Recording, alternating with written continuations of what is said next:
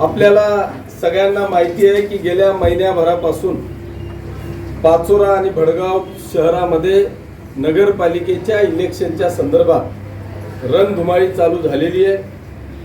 आणि या रणधुमाळीमध्ये मला वाटतं महाराष्ट्रामध्ये मी पहिला आमदार असेल की माझ्या वाढदिवसाच्या दिवशी मी असा सर्व कार्यकर्त्यांना विश्वासात घेऊन त्यांच्याशी चर्चा करून 1 तारखेला शिवसेना ही स्वतंत्र लढेल अशा पद्धतीची घोषणा आपण 1 तारखेला केली।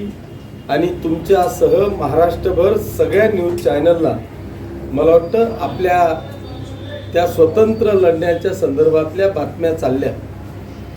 त्या दिवसापासून म्हणजेच 1 तारखेपासून तर आजची 26 तारीख आहे, 26 दिवस झालेले आहेत। त्यांनी 26 दिवसामध्ये पाचोरा आणि भडगाव शहरातल्या प्रत्येक प्रभाग निहाय आमचे सर्वच्या सर्व उमेदवार आणि त्यांच्या समवेत माझा संपूर्ण परिवार हा प्रत्येक प्रभागामध्ये एक अतिशय जल्लोषामध्ये दररोज प्रभात फेरी म्हणण्यापेक्षा प्रचाराची रॅली त्या ठिकाणी निघते।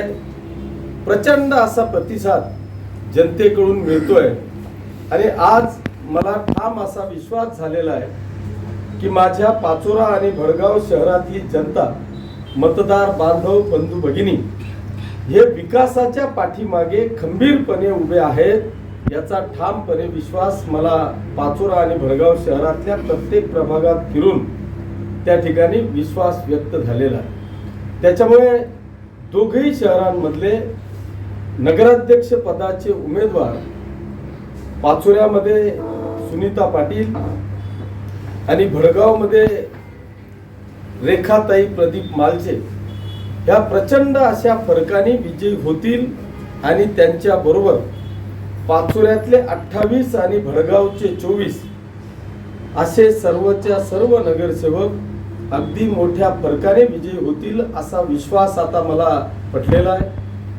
त्याचं कारण असं आहे की मला वाटतं मी पाचोरा शहरातले आणि भडगाव शहरातले प्रत्येक प्रभागामध्ये दररोज सकाळी 3-3 तास आणि संध्याकाळी 3-3 तास असा माझ्यासह सर्व माझा परिवार कामाला लागलेला आहे। आणि माझ्या बरोबर शिवसेनेचे सर्व पदाधिकारी, शिवसैनिक द्वेषाने पेटलेला आहे। हे सगळे एकत्रित आले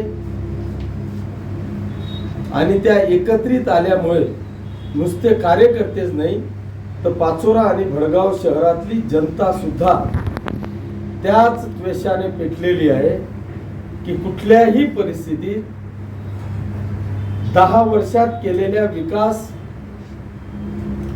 दोघेही शहरांमधले विकासात्मक दृष्ट्या झालेलं परिवर्तन याच्या पाठीशी माझ्या मतदारसंघातली दोघेही शहरातली जनता ही खंबीरपणे उभी आहे। आज पर्यंत मला वाटतं कुठेही आमच्या सभा झाल्या नाहीत, कॉर्नर मिटिंगा फक्त प्रियाताई किंवा सुमित यांच्या चालू असतील, परंतु सभा त्या ठिकाणी झालेल्या नाहीत। परंतु आता उद्या या महाराष्ट्रातल्या सगळ्या लाडक्या भगिनींचे लाडके भाऊ, राज्याचे माजी मुख्यमंत्री, आत्ताचे उपमुख्यमंत्री तथा नगरविकास मंत्री आदरणीय एकनाथ शिंदे साहेब हे भडगाव आणि पाचोरा या दोघेही ठिकाणी सभेसाठी येत आहेत। मला खात्री आहे की त्या लाडक्या भावाला भेटायला जोरदार सगळ्या भगिनी उपस्थित राहतील आणि तिच्या बरोबरच या लाडक्या मामाचे सगळे तरुण भाचे ते देखील या सभेला उपस्थित राहतील आणि जोरदार प्रतिसाद देऊन एक ऐतिहासिक सभा पाचोरा आणि भडगावची होईल असा मला विश्वास आहे। आणि म्हणून मी आपल्या माध्यमातून या लाडक्या भावाच्या स्वागताला तमाम माता भगिनींनी, बांधवांनी, शेतकरी बांधवांनी, तरुण मित्रांनी जास्तीत जास्त संख्येने उपस्थित राहून भडगाव येथे भवानी बागेत दुपारी साधारणतः 3-3:30 वाजता आणि पाचोऱ्याला साधारणतः 4-4:30 वाजता एकनाथ शिंदे साहेबांचं आगमन होणार आहे. पिरियड इलेक्शनचा आहे आणि इलेक्शनचा पिरियड असल्यामुळे दिवसभरात त्यांना 4-4, 5-5 सभा संपूर्ण महाराष्ट्रामध्ये ते घेत आहेत. त्याच्यामुळे अतिशय शॉर्ट पिरियडमध्ये ते येतील. त्यांचं भाषण उरकून ते लगेच निघतील.